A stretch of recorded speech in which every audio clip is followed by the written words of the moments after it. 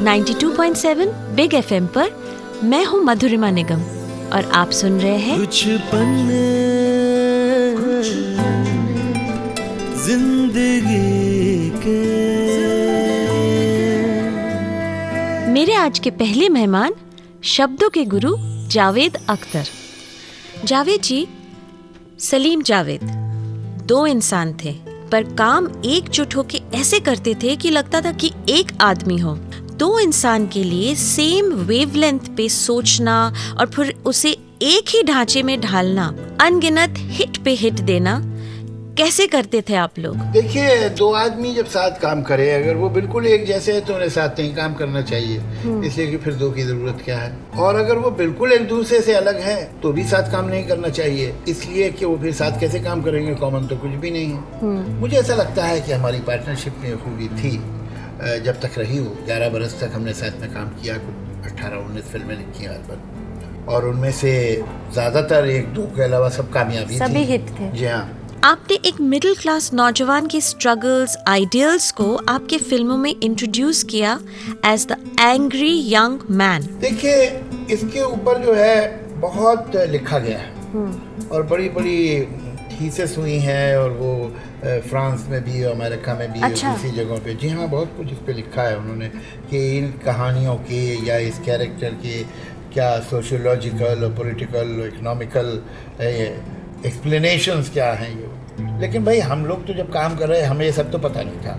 अच्छा। हमें तो ऐसा लग रहा था कि ये अच्छी कहानियां हैं। जहाँ तक ये जंजीर, जो हमारी पहली एंग्री यंग मैन फिल्म आप कहेंगी, उसका जो सेंट्रल कैरेक्टर है वो तो सलीम साहब की सोच था। लेकिन अच्छा है कि हमें नहीं पता था।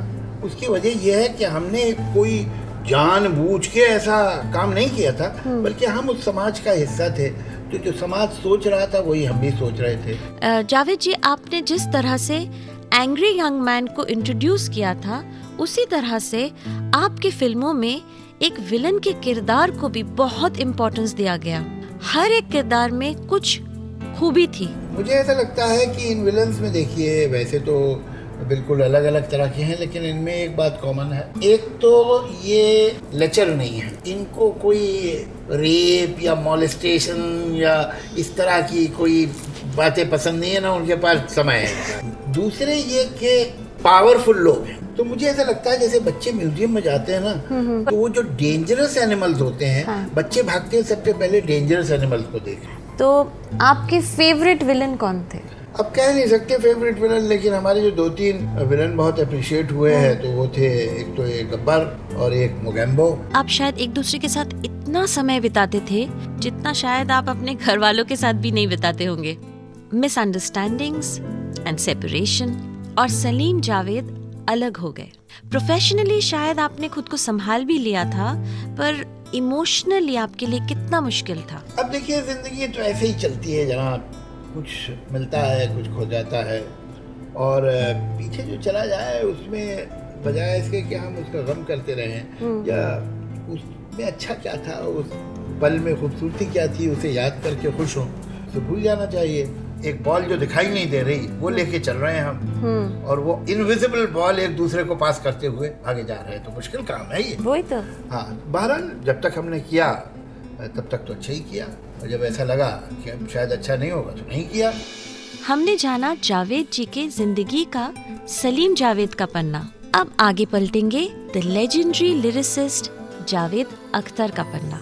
तो सुनते रहिए कुछ पन्ने जिंदगी के,